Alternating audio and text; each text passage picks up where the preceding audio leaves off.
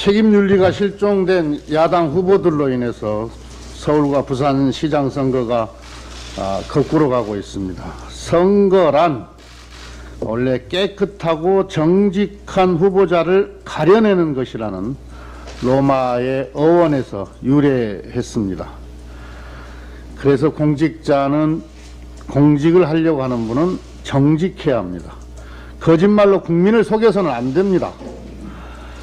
내곡동 땅 투기 의혹에 대한 오세훈 후보의 거짓 변명과는 다른 진실들이 속속 드러나고 있습니다.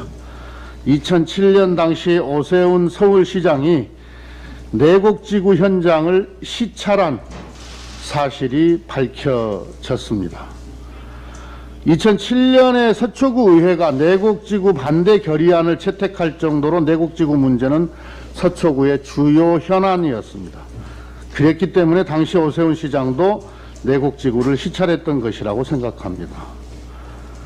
그런데 오세훈 후보는 내곡지구 개발이 국장 정결사항이라 몰랐다고 합니다. 시장이 직접 현장 실차까지 하고도 몰랐다고 발뺌하는 것은 그야말로 손바닥으로 하늘을 가리는 격입니다. 74만 제곱미터 5,000세대 규모의 그린벨트 해제는 시장의 중대 결단이 없이는 불가능한 사안입니다. 국장이 시장한테 보고도 없이 그린벨트를 해제했다는 자체가 어불성설입니다. 여기 김철민 안산시장 출신 우리 선대위 조직본부장도 와 계십니다마는 절대로 불가능한 일입니다. 오세훈 후보의 거짓 해명을 입증할 자료는 차고 넘쳐납니다. 거짓말로 몇 사람은 속일 수 있어도 모든 국민은 속일 수 없습니다. 박형준 후보의 의혹도 거의 종합세트 수준입니다. 많은 국민과 시민들의 지탄을 받고 있습니다. 까도 의혹이 끊이질 않습니다. LCT 의혹과 관련해서도 또다시 석연치 않은 사실이 드러났습니다. 언론 보도에 따르면 LCT를 작년 4월 아들에게 매입하고도 올해 3월 초에 입주했다고 합니다. 최고급 아파트를 굳이 1년 가까이 비워두고 생활하기 불편한 화랑 사무실에서 주거했다는 것은 참으로 이상하지 않습니까? 박형준 후보도 이래저래 말 돌릴 게 아니라 거짓 변명할 게 아니라 진실을 말씀하셔야 합니다.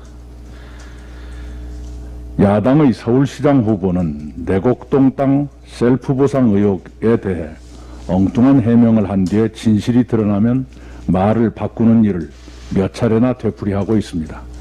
야당의 부산시장 후보는 LCT 특혜 분양 의혹에 대해 국민의 상식과 동떨어진 해명으로 그날그날을 버티고 있습니다. 게다가 야당의 부산시장 후보는 불법 사찰 관여 의혹을 받고 있습니다.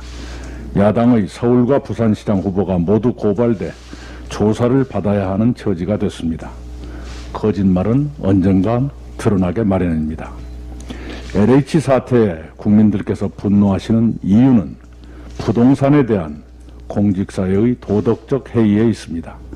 이번 같은 일을 끊으려면 공직사회의 도덕적 긴장을 확보해야 합니다. 그런데 서울시와 부산시의 수장 후보들이 부동산에 대한 의혹을 풀지 못하고 거짓말을 계속하면 서울시와 부산시의 도덕적 긴장을 어떻게 확보할 수 있을지 걱정하지 않을 수 없습니다. 지도자에게 도덕성은 가장 중요한 덕목입니다. 물은 위에서 아래로 흐르기 때문입니다. 지도자의 도덕성은 조직의 도덕성에 결정적 영향을 줍니다. 서울 시민과 부산 시민 여러분께서 이 점을 각별히 주목해 주셨으면 합니다.